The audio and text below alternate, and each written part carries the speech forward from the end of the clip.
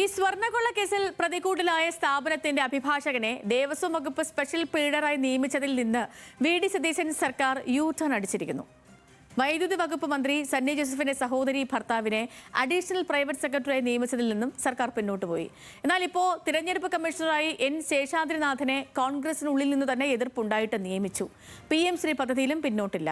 അതായത് അടിമുടി വിമർശനം വന്നിട്ടും വീര്യം കുറഞ്ഞ മദ്യത്തിന്റെ നികുതി ഇളവിലും മാറ്റമുണ്ടായില്ല.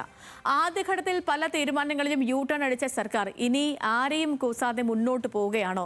നമുക്ക് പരിശോധിക്കാം ഇന്നത്തെ ന്യൂസ് ആംഗിളിൽ.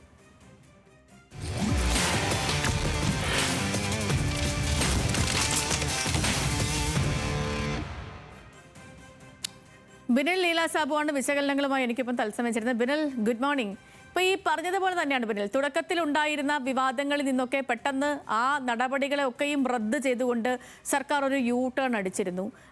അത് മുഖ്യമന്ത്രി തന്നെ വാർത്താ സമ്മേളനങ്ങളിൽ പരസ്യമായി പറഞ്ഞതുമാണ്. പക്ഷേ പിന്നീടുണ്ടായ വിഷയങ്ങൾ, ഇപ്പോൾ ഏറ്റവും ഒടുവിലുണ്ടായ ശേഷാദ്രിനാഥിൻ്റെ വിഷയത്തിലടക്കം അതിൽ ലീഗിനടക്കം പ്രതിഷേധമുണ്ടെന്നേ, ലീഗിന് പ്രതിഷേധമുണ്ട്, അല്ലാതെ മറ്റ് പ്രാദേശിക തലത്തിലുള്ള നേതാക്കൾക്ക് പ്രതിഷേധമുണ്ട്.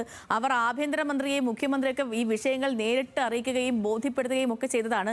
എന്നിട്ടും ആ നിയമനവുമായി സർക്കാർ മുന്നോട്ട് പോയി. PM ശ്രീയിലാണെങ്കിൽ ഇപ്പോഴും അത് കഴിഞ്ഞ സർക്കാരിന്റെ തലയിൽ നിങ്ങൾ കൊണ്ട് പോയി ഒപ്പിട്ടത് കൊണ്ടാണല്ലോ നമുക്ക് മുന്നോട്ട് പോകേണ്ടി വന്നത് എന്നുള്ള ന്യായം പറഞ്ഞ് ഇപ്പോഴും അതുമായി മുന്നോട്ട് പോവുകയാണ്. വീര്യം കുറഞ്ഞ മദ്യത്തിന്റെ അതിലും നമുക്കറിയാം VM സുധീരനെ പോലെ മുതിർന്ന നേതാക്കൾ ഇപ്പോഴും നിലപാടുകളിൽ ഉറച്ചു നിൽക്കുമ്പോഴും തുടങ്ങിയതിൽ നിന്നും പിന്നോട്ടില്ല എന്ന നിലയിൽ മദ്യനയവുമായി മുന്നോട്ട് പോവുകയാണ്, അല്ലെങ്കിൽ നികുതി ഇളവുമായി ബന്ധപ്പെട്ട് മുന്നോട്ട് പോവുകയാണ് സർക്കാർ.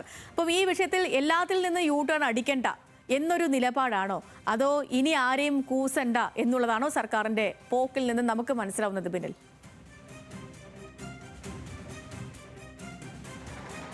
Sethu, good morning. പറഞ്ഞതുപോലെ തന്നെയാണ് തുടക്കത്തിൽ ചില പിന്നോട്ട് പോക്ക് യു-ടേൺ ഈ സർക്കാരിന്റെ ഭാഗത്ത് നിന്ന് ഉണ്ടായിരുന്നു. പക്ഷേ ഇപ്പോൾ അതുണ്ടാകുന്നില്ല എന്നുള്ളത് ഏറ്റവും ശ്രദ്ധേയമായ കാര്യമാണ്. നേരത്തെ സേതു പറഞ്ഞതുപോലെ ആദ്യഘട്ടത്തിൽ ഏറ്റവും ആദ്യം പിന്നോട്ട് പോയത് വൈദ്യുതി മന്ത്രി സണ്ണി ജോസഫിന്റെ സഹോദരി ഭർത്താവിന്റെ നിയമനമാണ്. അഡീഷണൽ പ്രൈവറ്റ് സെക്രട്ടറിയായി നിയമിച്ചു. വലിയ വിവാദമായി. ബന്ധു നിയമനം എന്ന ആക്ഷേപം ഉന്നയിച്ചു. അതിന് പിന്നാലെയാണ് മുഖ്യമന്ത്രി തന്നെ ഇടപെട്ട് പിന്നീട് അദ്ദേഹം രാജിവെക്കുന്ന ഒരു സ്ഥിതിയിലേക്ക് കാര്യങ്ങൾ പോയി. അതുപോലെ തന്നെയാണ് ദേവസ്വം വകുപ്പ് സ്പെഷ്യൽ പ്ലീഡറായി നിയമിച്ച KV പ്രദീപിന്റെ കാര്യവും. അദ്ദേഹം സ്മാർട്ട് ക്രിയേഷൻസിന് വേണ്ടി, അത് സ്വർണ്ണക്കൊള്ള കേസിൽ പ്രതികൂട്ട് നിൽക്കുന്ന ഒരു സ്ഥാപനമാണ് സ്മാർട്ട് ക്രിയേഷൻസ്, അവർക്ക് വേണ്ടി കോടതിയിൽ ഹാജരായ അഭിഭാഷകനാണ്.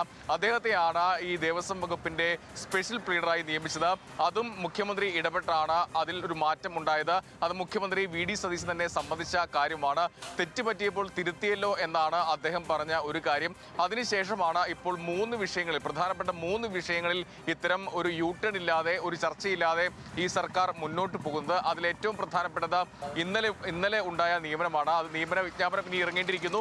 ഉത്തരവിൽ എന്തായാലും ഗവർണർ ഒപ്പുവെച്ചു. N ശേഷാദ്രിനാഥിന്റെ നിയമനമാണ്. തെരഞ്ഞെടുപ്പ് കമ്മീഷണറായി അദ്ദേഹത്തെ നിയമിക്കാനുള്ള മന്ത്രിസഭാ ശുപാർശയെ PM നിയാസ് KPCCയുടെ ജനറൽ സെക്രട്ടറിയാണ്. വലിയ വിമർശനമാണ് ഉന്നയിച്ചത്. അദ്ദേഹത്തിന് ഈ പറയുന്ന ശേഷാദ്രിനാഥിന് സംഘപരിവാറിന്റെ ബന്ധമുണ്ട്. അദ്ദേഹത്തിന്റെ ഫേസ്ബുക്ക് പോസ്റ്റുകൾ പരിശോധിച്ചാൽ അത് വ്യക്തമാകുമെന്ന് പലകുറി PM നിയാസ് പറഞ്ഞതാണ്. താൻ ആരോപണം ഉന്നയിച്ചതിന് പിന്നാലെ ആ ഫേസ്ബുക്ക് പോസ്റ്റുകൾ നീക്കം ചെയ്യുകയും ചെയ്തു. അതിലടക്കം അന്വേഷണം വേണമെന്നാണ് ആഭ്യന്തരമന്ത്രിയെ കണ്ടപ്പോൾ PM നിയാസ് ആവശ്യപ്പെട്ടത്.